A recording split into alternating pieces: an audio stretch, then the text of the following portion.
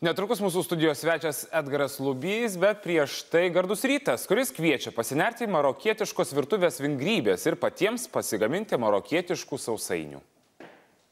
Marokietiška virtuvė yra prieskoninga, maistas gaminamas ilgai ir su meile.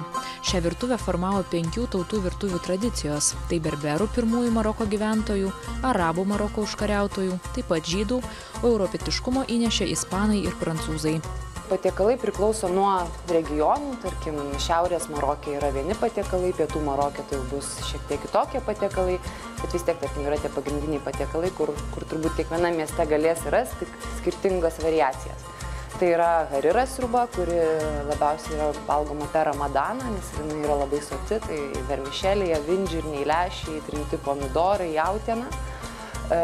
Jos yra įvairios variacijos, tarkim, jeigu labiau pietų link ten kiaušinį deda, šiauriau kiaušinio nededa, tokie niuansai. Tada yra jautienos kefta tadžinas su kiaušiniu, tai yra jautienos kefta, tai yra malta jautiena, susukti tokio dydžio rutuliukai ir jie yra troškinami pomidorų padaže kartu su kiaušiniu. Tai šitą irgi praktiškai visą Marokę galima rasti, aišku, kuskusas. Marokietiški desertai saldus ir iš juos gaminančio meistro reikalaujantis preciziškumo bei kantrybės. Karštame klimate desertai užkonservuojami, jų sudėtyje yra medaus ir aliejaus. Būdami Maroke turėtumėte paragauti halvos ar sausainių pavadinimų gazelių rageliai, iš migdolų ir apelsinų žiedų vandens. O šį rytą siūlome greitai pagaminamų marokietiškų sausainių receptą. Grybą sausainiams reikės graikinių riešutų 450 gramų, 1 kiaušinio, 100 gramų cukraus, 1 valgomo šaukšto abrikosų džemo arba galima naudoti skystą medų, 1 arbatinio šaukštelio cinamono, žiupsnelio druskos ir 1 arbatinio šaukštelio kepimo miltelių. Pirmiausia, ką mums reikia padaryti, tai reikia persirinkti riešutus ir juos susimalti. Aš tiesiog po truputėlį malsiu, kad atrinkti.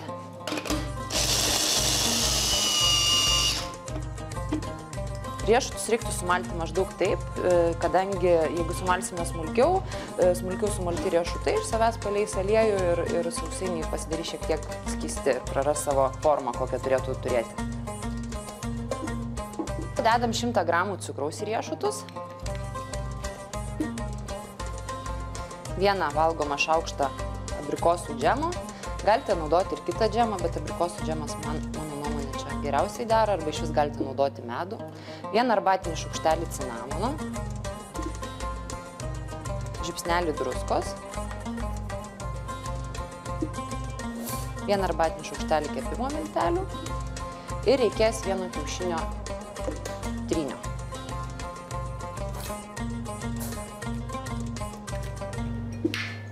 Ir dabar viską tiesiog išmaišome.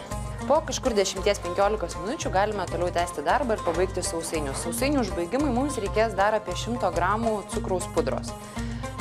Tai imame maždaug graikinio riešuto dydžio rutuliuką, kad rutuliukas gautųsi taisyklingas gražios formos. Tada jį apvoliojame cukraus pudroje gausiai. Dedame kepimo skardą. Prieš dedant kepti sausainius į orkaitę, juos reiktų suspausti šiek tiek. Truputėlį suskilinėti. Sausainius reikės kepti 180 laipsnių karščio orkaitėje ir maždaug apie 5–7 minutės, kol švelniai paruduos. Taigi mūsų sausainiai kepė 7 minutės ir jie jau yra iškepę, dar tiek pat maždaug 70 minučių leidome jiems skardoje atvėsti ir perkeliame į lėkštę ar ant lentelės, kaip jums patinka. Šie sausainiai puikiai tinka su šviežių mėtų marokietiška arbata, kurią galite lengvai pasidaryti namuose. Taigi skanaus, kaip sako marokiečiai, psa!